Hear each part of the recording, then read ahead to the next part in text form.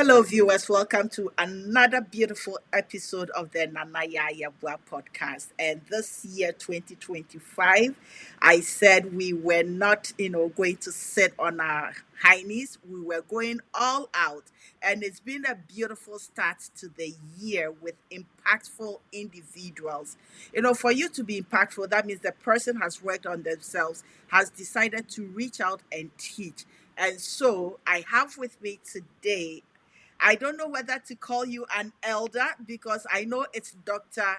DeForest BSoaries. But I believe that you're more of the wisdom, and I listen to you, see you, feel you, hear you, and it's like, oh my goodness. Oh my goodness. So, first of all, thank you for saying yes. I need to appreciate you for saying yes, for coming onto this platform, so that whoever that have the chance to listen to our beautiful conversation this year will learn something to apply to their lives.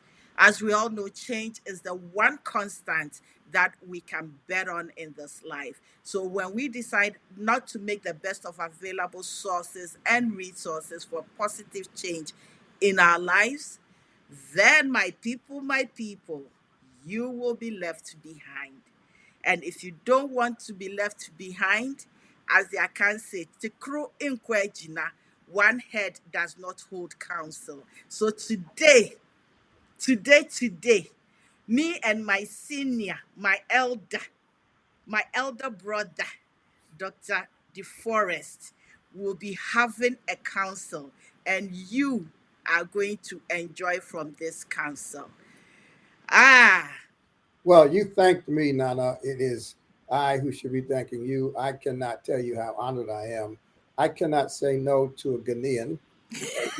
I am the Nkoswahini in the Atamabwakwa traditional area. The Ochahini is my dear friend and brother. In fact, he was a member of my congregation when we lived in New Jersey.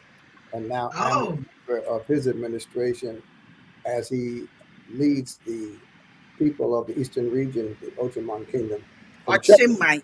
Okay, So so I am Ochiman, and I am connected to Chepi and the stool that's led by the 35th Ochahini of the Achimapawakwa traditional area. okay, so och, so let me get Nkoswahini. Yes. Hey, so if you don't understand the meaning of Nkoswahini, Nkoswahini is a person who champions leadership, who champions foresight, who contributes to society to move it forward. Yes. So if you female, you become Nkoswa Hima. If Right. you are male, you become Nkoswa Hine. So if we put the name Dr. DeSoaries aside, we are going to call you Nana. Okay. All right. All right. Nana Akwaba.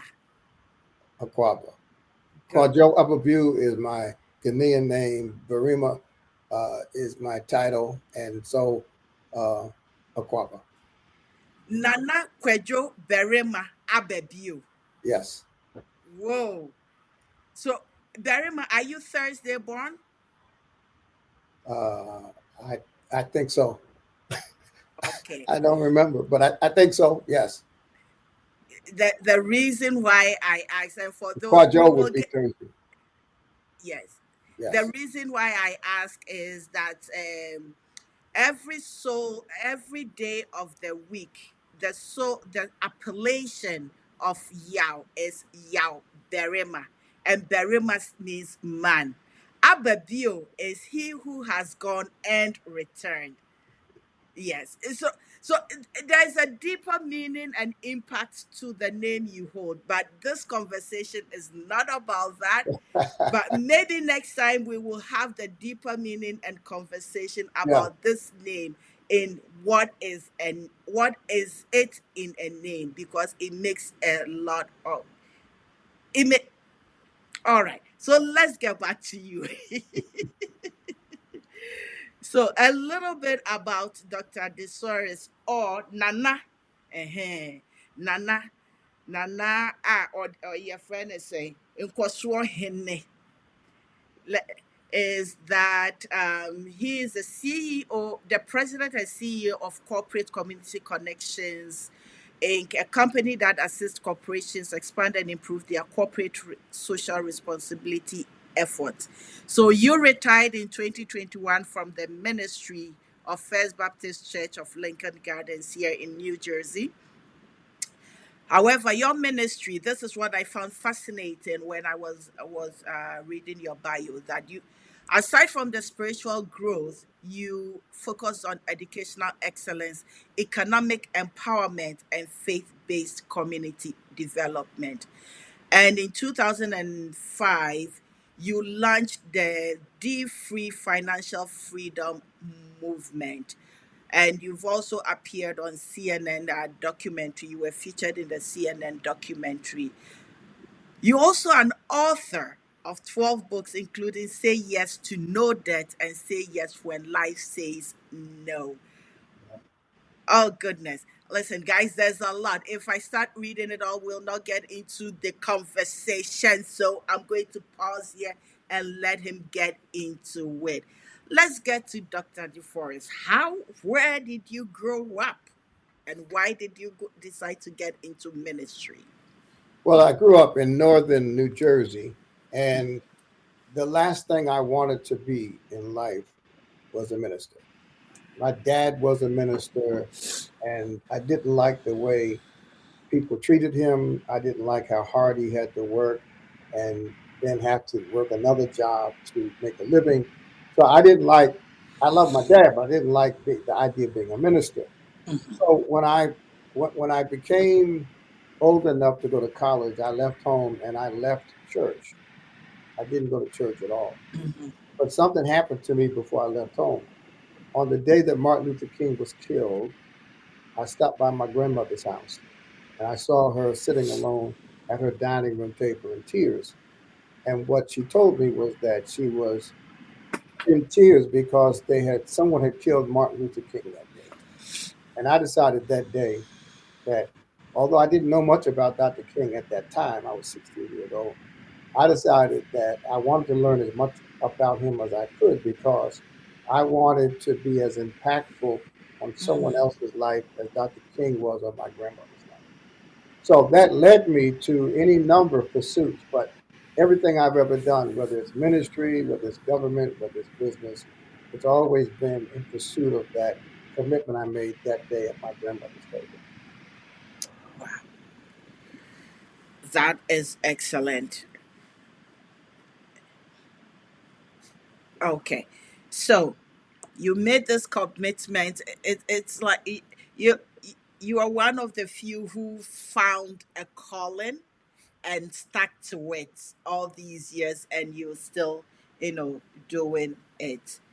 Now, when one of the reasons, aside from Ghana, getting in touch with you was about finances. Hmm. Um, as we spoke earlier, I've been here for almost 30 years. As you're saying, I'm Canadian. I'm more Canadian than Ghanaian. But so even focusing on being more Canadian than Ghanaian, there are Ghanaians, Africans all over the place in the United States here. And we all face financial challenges. So we come to meet our brothers and sisters, African Americans, and we also face similar challenges, even though the path has been paved before we got here from history. We still face similar financial challenges. What led you into finance? Well, I went to work for a civil rights organization, and a couple of things happened to me. First of all, I always found that to do any of our projects, we always had to go to rich people and mostly rich white people to get the money. And I just felt it was such a contradiction because in some instances, we actually went to the people that we considered our enemies to Yes. give us money to finance our work. So that bothered me intensely. The second thing that happened to me was that In my early 20s, I was addicted to spending money to look nice. So I drove nice cars, I had nice clothing, I ate in nice restaurants. But when my father died at 47 years old, my mother was 44 years old. If my father had not had life insurance, my mother would have been homeless because I was so busy spending money to look good. I had no savings. I had no insurance. I had no investments. And I felt like a hypocrite because I was speaking truth to power. I was protesting against injustice. I had even, by that time, accepted a call to ministry. So I was leading a congregation, pastoring a church, teaching people to tithe, and I couldn't tithe myself because I was too busy spending my money than I was saving my money. And this led me to just the realization that my life really was a lie, that I was so concerned about what other people did to me and to our community that I had not focused on what I should and could have been doing for myself. So when my grandmother died, I was 31 years old. My grandmother died and she left me a house. Now, understand, my grandmother had six children. After her sixth child, her husband had a stroke, so he couldn't work. She had no education. Her only skill was sewing people's clothes. She was a seamstress. Yet when she died, she had three houses, all of them paid for. And the first real estate I owned, I inherited from my grandmother. So I looked at my own life and said, shame on me. If I died right now, all I'd have to leave is credit card bills. And my grandmother, who had no civil rights, no husband to support her, no education, she was able to leave me the real estate that has really turned into my own personal wealth. So I decided at her grave that I had to change my life. And changing my life started by changing my mind, the way I thought about money, the way I thought about my future, the way I invested in myself, in my family, in my community. So that's what got me into finance. I tell people all the time, I learned about money by being broke. And I lived for 13 years from paycheck to paycheck, credit card to credit card. I had no savings, no investments, and my grandmother's death is what created my wake up call. Wow. I think many of us here, the reason why I'm speaking to you about this finance piece is that as immigrants as well, you also have a responsibility of sending money home. But Right. it's not even so much as that. From my observation, and I'm not sure if you've had chances of being to say some of our parties and whatnot here, that the amount, the effort put into it, Yes. the financials that goes into it, the dressing and Right. everything. Right. Right. Yeah, Don't forget yes. the alcohol. And We don't drink cheap liquor. We like expensive liquor. We like the best of everything. But it's a yes. matter of priorities. And what I've learned both through scripture and through experience is this: Hmm. if you can't handle a little well, then Yes. you won't handle a lot well. We have Hmm. professional athletes in our country who make Hmm. millions of dollars a year, and then when they finish playing their sport, they're bankrupt because it Yes. doesn't matter how much money you have; it matters how Hmm. much you keep. So yes, we spend money on things that do not grow in value, Yeah. and the things that do grow in value, we say we Hmm. can't afford them. So I think it's Hmm. important for us as a people throughout the diaspora to really Yes. consider what we are doing with what we have before we complain about what we don't have.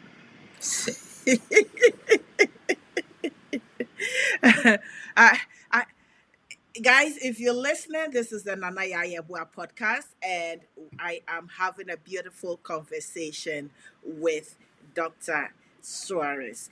Am I getting your name correct? Yes, perfect, perfect, Okay, saying it okay. perfect. Yes, I am thank you. And he, like I said earlier when I was introducing him, he used to be a pastor, but his pastorship also focused on education, financials, You Right. making sure that you get your financial house in check as much as you get in your spiritual house in check. Clean up your financial also, mind, body, and soul, giving you a holistic um, spiritual experience. So let's talk about this book that unfortunately I haven't had the opportunity to read it yet, but the title is um, something that when I get the opportunity, yes, I would. It says, y- say yes to no debt. Right. So you're saying yes to no debt. Exactly. Because in Western culture, Hmm. debt has become a lifestyle. And Hmm. so we spend money that we Hmm. don't have. We pay Yes, interest rates, which erodes our own wealth that to, is true. to buy things in many instances we don't need. And what I was doing was I was paying high interest rates to buy things I really couldn't afford. And the more debt you have, then the Bible says in Proverbs 22 that the borrower is slave to the lender. Yes. You're from Ghana. You know about the problem in Africa. Africa was literally raped and robbed by Western powers, by Belgium, by France, by England, by the U.S. Just raped and robbed. And now Western countries go back to the same countries that they stole their resources from to lend them money at high interest rates. And when the African countries cannot pay their debt back to the World Bank and others, then what happens is they come in to negotiate unreasonably low prices to continue taking assets out of Africa. So True. when I went to Ghana, I saw Ghanaian um, Ghanaians growing cocoa beans, Hmm. but then the cocoa beans would go to Switzerland and they Yes. would turn the cocoa beans into chocolate, and the Ghanaians had to buy the chocolate back from the Swiss for themselves in Ghana, and it's their beans. Yes. I went to Ghana and saw orange groves, people growing oranges, but there's no processing plant to turn the oranges into juice. So the oranges would leave Ghana, go overseas, and then the Ghanaians would have to buy orange juice made from the oranges that they made.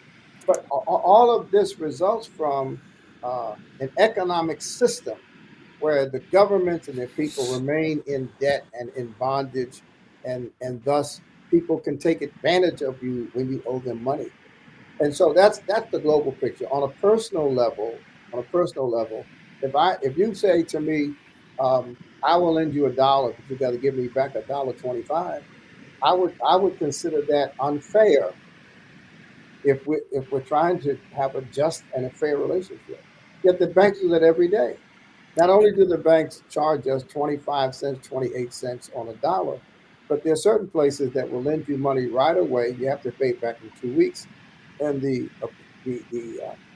interest rate is 4, 5, and 600% when you look Hmm. at the fees they charge. So I just think we have to take responsibility to preserve our own capital, do business with each other, make sure we know the difference between our wants and our needs. Hmm. A lot of things we spend money on are not needs, they're wants. And if you spend money on what you want and don't have enough money for what you need, then you have to borrow money and pay high interest rates to pay that money back. And it's a vicious cycle. Ghanaians have generally not been a credit based society. Yeah. Ghanaians have generally been a cash based society. South Africa is just the opposite. South Africans are just like Americans. They borrow, borrow, borrow, borrow. However, I was in a car recently going from Accra up to Chebby in the Yeah. eastern region, and I saw a billboard right on that highway. It had a picture of a young woman, and she had a TV under one arm. She had a washing machine under another arm. She had all of these appliances, and it said, "You can have it all." And the billboard was sponsored by Visa. So credit, credit is creeping its way into Ghana, and especially the middle and upper class. They're being given credit cards and mortgages, and It won't be very long before Ghanaians are drowning in debt the same way we are, unless you and others can get the word out. Thank you. I think that is one of the things I keep also seeing, that definitely westernization is getting into the corners of places, but we have the knowledge, the skill, and the greater understanding of its impact. Right. Yes, so that is where there's a huge knowledge gap that, unfortunately, if we don't start doing filling in the gap and giving the resources and education, then all hell it breaks loose. The Oh yeah. center will not hold. Yeah. And the other thing is young Ghanaians are looking at young African Americans as role models, the entertainers, especially the musicians. And so when you go to Accra and see young black Ghanaians, you can hardly tell if they're from Kumasi or New York.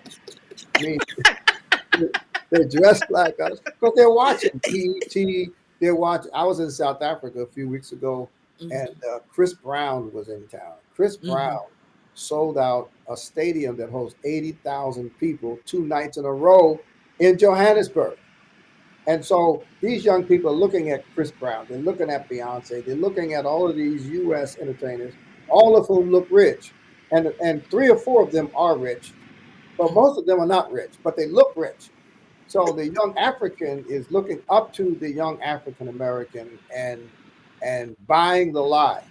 So to your point, we've got to educate them and help them understand reality, because most of the young people who are the rappers and these TV stars, if they are making money, most of the money they're making goes to other people. Yeah. Wow. So, in other words, guys, do not buy the lie. Don't buy the lie. Don't buy the lie. Get the real information, get the truth, look at yourself, reflect on yourself, know what you want to do, where you want to go, and look for the information and resources that will help you make informed decision. And it's That not, is, listen, Nana, it's not just the entertainers. The preachers in Africa are looking up to the African American prosperity preachers, and they in Nigeria and in Malawi and in other countries. They're going to countries like Botswana, South Africa, and they are doing there exactly what they're doing here. That is, they're tricking the people into thinking that if the people make the preacher rich, then God will make the preacher rich, the people rich. So in New York Times, the New York Times had an article a few years ago on the front page. It said the fastest way to get rich in Africa is to pick up a Bible. And they had a picture of an African preacher standing in front of a Rolls Royce surrounded by bodyguards. And what I'm telling you is that one of the greatest threats to Africa is not racism or imperialism, it's prosperity preachers who are who are ripping off poor people and using the money for themselves. true that, true that. I am one of the few who really don't bother about, all those preacher folk and stuff. And when I was connecting with you, so that is the specific reason why I connected with you, because I looked at what you were doing. You can judge a person by their actions. What is the social impact this person is having? And through that social impact, you're talking about financial empowerment, which means this preacher is not saying, give me your money, and if you don't sow a seed, you are not going to heaven. If you Listen don't to this. sow, Nana, please listen to this. Please listen to this because you're from Ghana. Have you ever seen a person who lives from harvest? There are people, women on the side of the road, the informal sector. Women will, yes, will plant seeds, grow the crops, they'll grow tomatoes, they'll grow yam, and then they bring them to market to sell. What is the plight of the person who sows seeds in somebody else's farm or somebody else's garden? The last thing, if you sow a seed, you're you're sowing it supposed to be reaping. so you can reap the harvest. And I can't figure out how these preachers have tricked people into believing that if they sow their seeds into the preacher's farm or the preacher's garden, that they'll reap the harvest. It defies logic. It defies common sense. It goes against nature. You sow seeds in your own garden, in your own farm, in your own land. I think they have taken the notion of the way African spirituality is witchcraft and Right. everything and molded it around it. That you sowing the seed is to help the pastor or the priest or the prayer warrior fight against the spiritual I know. stuff. But what I also have, the conversations I have people when I go to Ghana is that the most the person doing you is you. Right. Right. You are doing you, not that grandmother, not that grandfather, not this. You are doing you. That is not to say that there aren't spiritual forces, but we allow them into That's our lives through our thoughts, our actions, our attitude, our behaviors. right. That's right. Can you excuse me 1 second? I've got. Excuse me. Yes.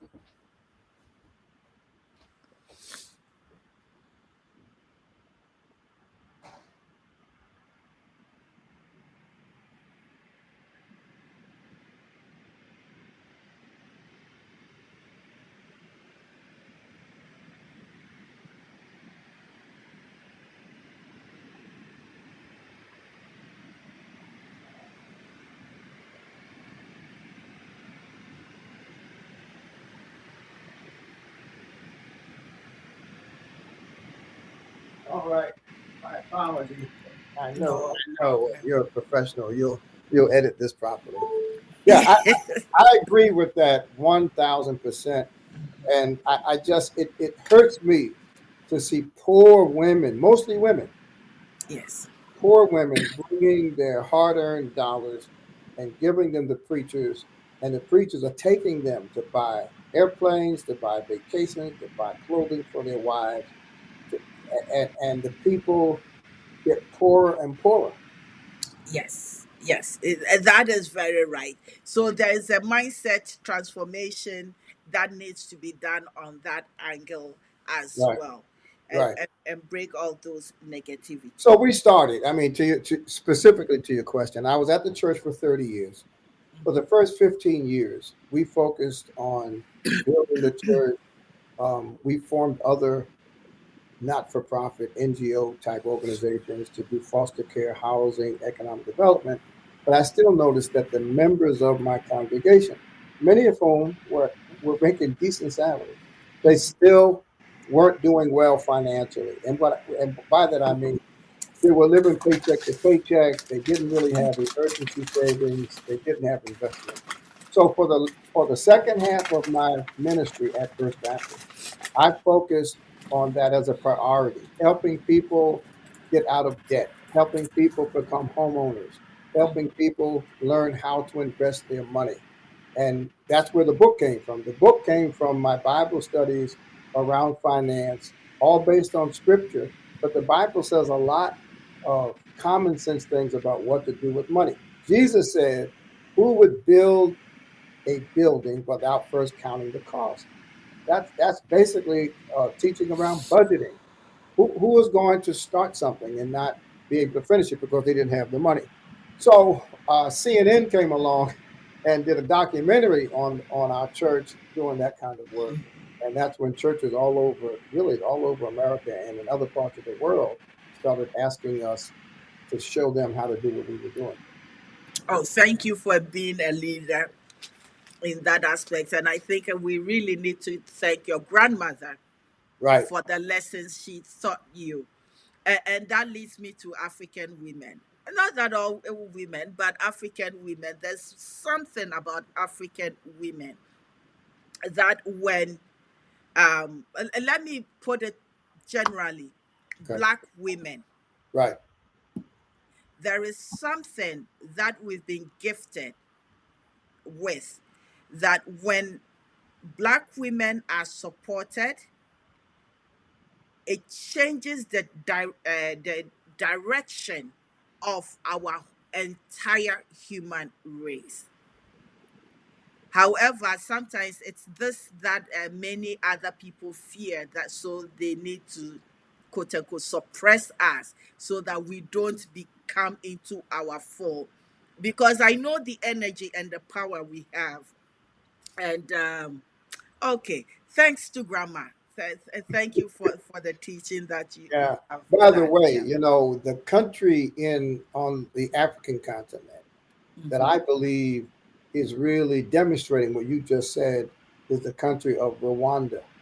Rwanda has a very, very challenging history in terms of the Hutus and the On to Tutsis. this. Yeah. Tutsis. But today, 50% of the president's cabinet in Rwanda are female.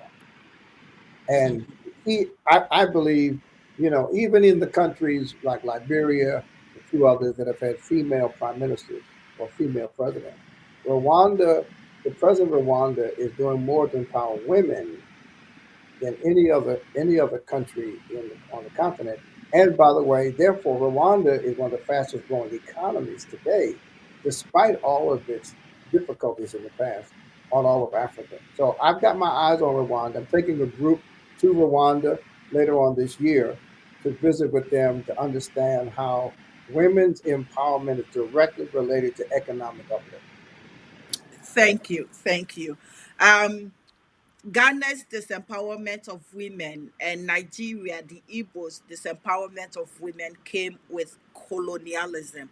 Right, So, as you speaking, I was thinking there needs to be a decolonization of how to hold women and this women empowerment, because black women were disempowered. right. When you look into our history, black women have always fought. I will say 1901 was the last Yasantua war in Ghana. Meanwhile, a sister was also in the US making sure that her people, Harriet Tubman, was also fighting her own way of making sure that her people came to safety. When Right. you look at Jamaican history, Queen Nanny was also doing Ngozi, not Ngozi, it's I've Those in forgotten the name, Nigeria. in Central Africa. I've forgotten her name. So you see that black women, we don't sit, we move and we do it because it's for our families, it's for our children, it's for 7 generations that we have not seen. So we don't have a choice. We make sure and we do. Right. So yes, it is good to empower the women. There is I think Kwejo Kwejure Agri said, if you educate a man, you educate an individual. But if you educate a woman, you educate Educate a a nation. nation. Right. Exactly. Right. Yes. So back to Ghana. What made you decide that Ghana was a country you were going to visit and Well, not Rwanda first? one Sunday at the end of my Sunday morning service, a gentleman walked up to me and said, "I've really enjoyed being in your church." Uh, and I said, "Thank you." And he said, "But this is my last Sunday with you." I said, "Really? Where are you going?" He said, "I'm going home." And I said, "Well, where is home?" He said, "I'm going home to Ghana." And I asked him, "What are you going to do in Ghana?" He said, "I'm going to be a king." And I had no idea that it was as significant a reality as it was.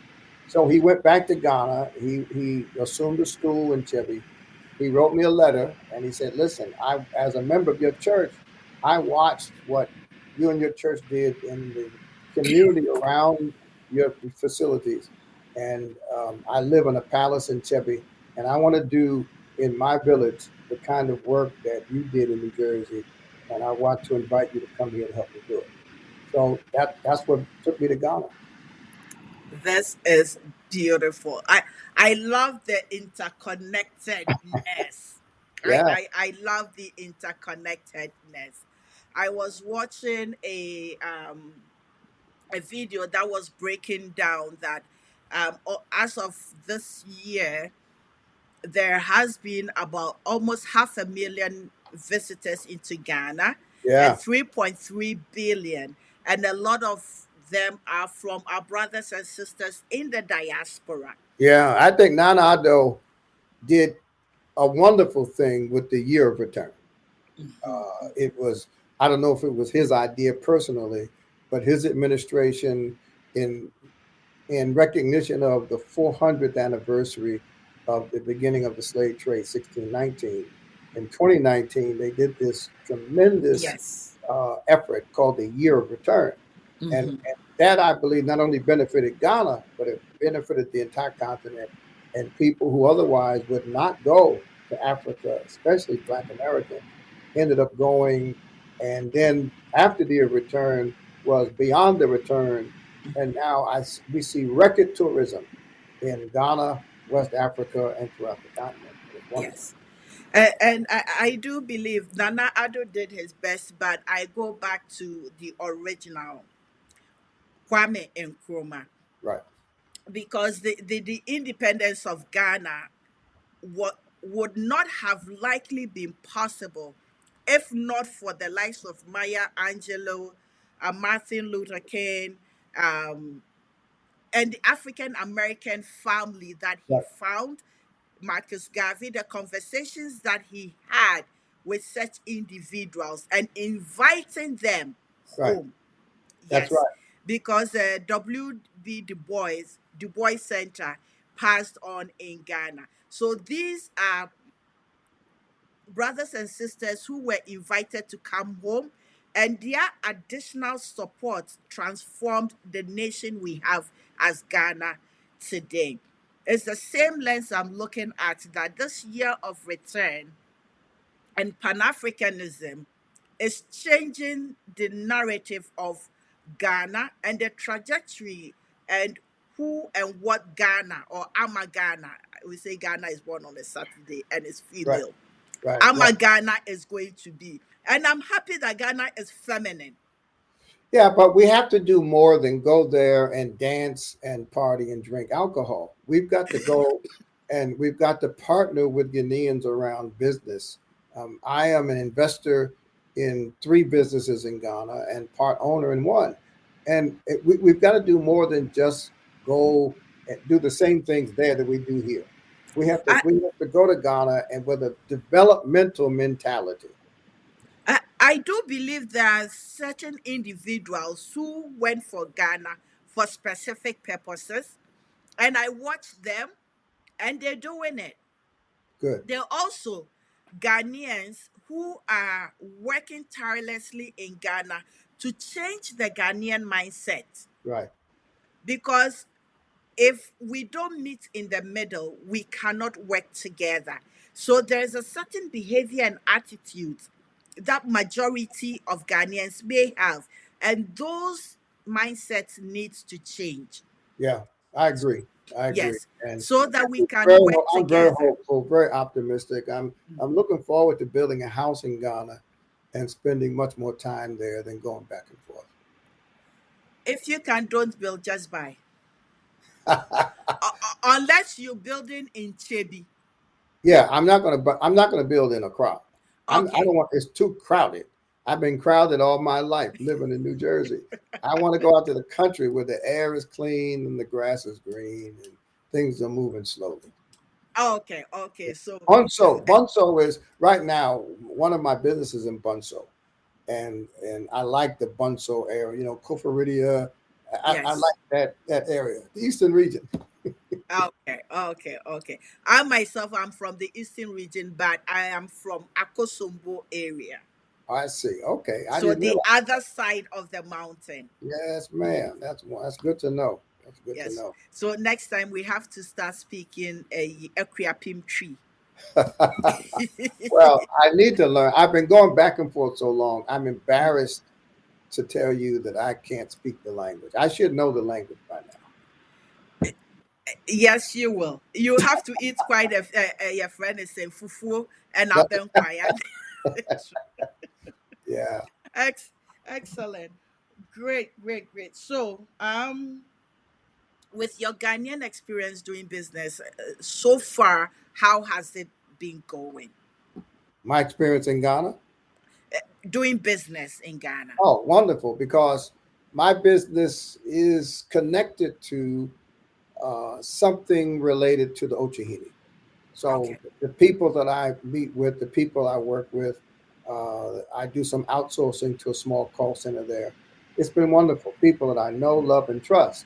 So I Mhm. didn't just close my eyes and hope.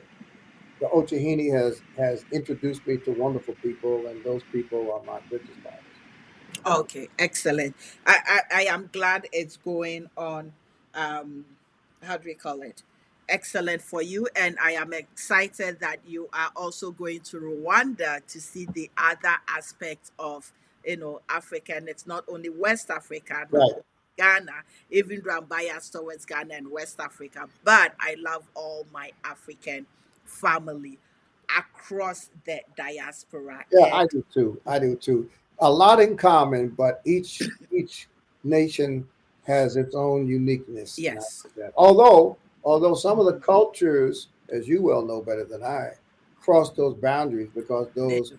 those boundaries are really European Yes. boundaries. The lines were Yes. not drawn by Africans, and so there Yes. are a lot of families that go beyond the African territorial boundaries that were carved up in Europe. Guys, I don't know what to say. Any last thoughts for Well, listen, yeah, viewers in I Ghana and want to, here? yes, I want to work with you. I want to stay in touch with you.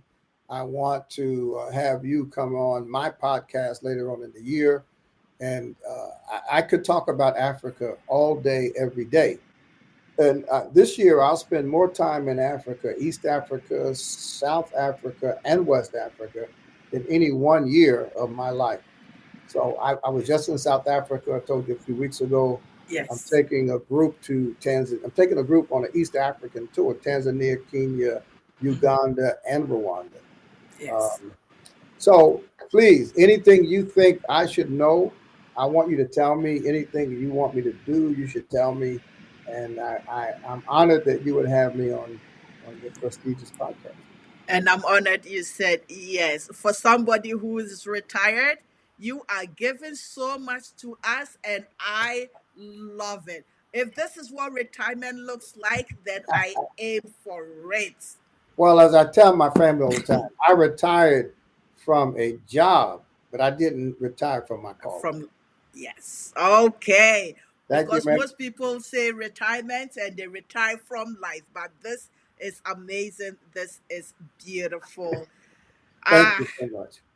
you guys, you've been watching and you've been listening to us on the Nanaya Yabua podcast with Dr. DeSoaries, but as I call him, Right. Nana Berima Abedio.